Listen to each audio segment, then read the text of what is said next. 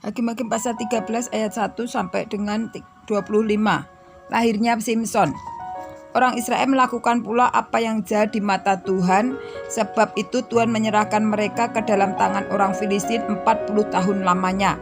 Pada waktu itu ada seorang dari Sora, dari keturunan orang Dan, namanya Manoah. Istrinya mandul, tidak beranak. Maka malaikat Tuhan menampakkan diri kepada perempuan itu dan berfirman kepadanya demikian, memang engkau mandul, tidak beranak, tetapi engkau akan mengandung dan melahirkan seorang anak laki-laki.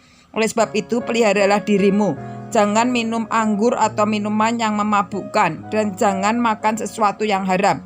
Sebab engkau akan mengandung dan melahirkan seorang anak laki-laki, kepalanya takkan kena pisau cukur. Sebab sejak dari kandungan ibunya, anak itu akan menjadi seorang nazir Allah, dan dengan dia akan mulai menyelamatkan orang Israel dari tangan orang Filistin.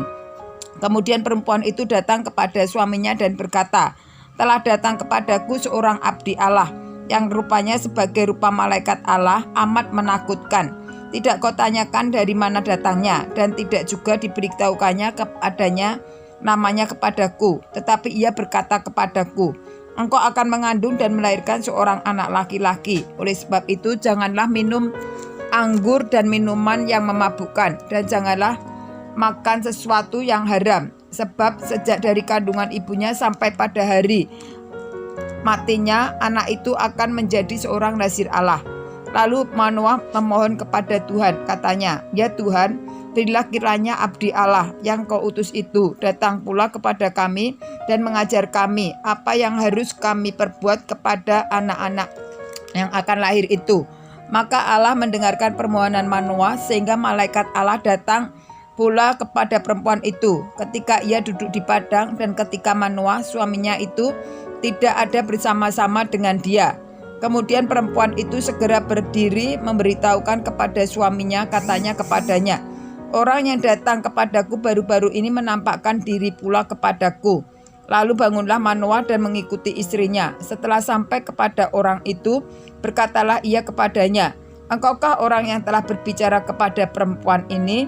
Jawabnya, benar. Lalu kata Manoah, dan apabila terjadi yang kau katakan itu, bagaimanakah nanti cara hidup orang itu dan tingkah lakunya? Jawab malaikat Tuhan itu kepada Manoah, perempuan itu harus memelihara diri terhadap semua yang kau katakan kepadanya. Janganlah ia makan sesuatu yang berasal dari pohon anggur. Anggur atau minuman yang memabukkan tidak boleh diminumnya, dan sesuatu yang haram tidak boleh dimakannya. Ia harus berpegang pada segala yang kuperintahkan kepadanya.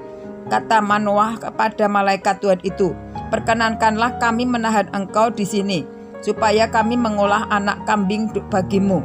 Tetapi jawab malaikat Tuhan itu kepada Manoah, sekalipun engkau menahan aku di sini, hidanganmu itu tidak akan kumakan.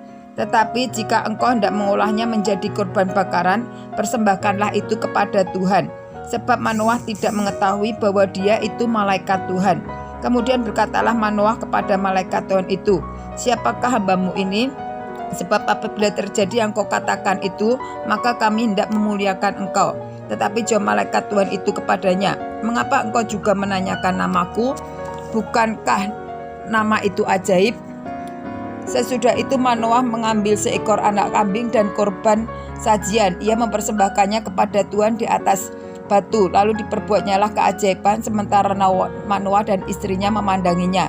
Sesudah nyala api itu naik ke langit dari mezbah, maka naiklah malaikat Tuhan dalam nyala api mezbah itu. Ketika Manoah dan istrinya melihat hal itu, sujudlah mereka dengan mukanya sampai ke tanah. Sejak itu malaikat Tuhan tidak lagi menampakkan diri kepada Manoah dan istrinya, maka taulah Manoah bahwa dia itu malaikat Tuhan. Berkatalah Manoah kepada istrinya, kita pasti mati, sebab kita telah melihat Allah.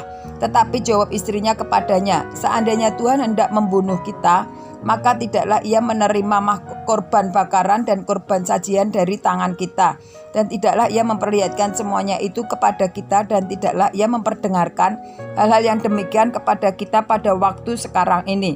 Lalu perempuan itu melahirkan seorang anak laki-laki dan memberi nama Simon kepadanya. Anak itu menjadi besar dan Tuhan memberkati dia. Mulailah hatinya digerakkan oleh roh Tuhan di Mahanedan yang terletak di antara Sora dan Esitaol.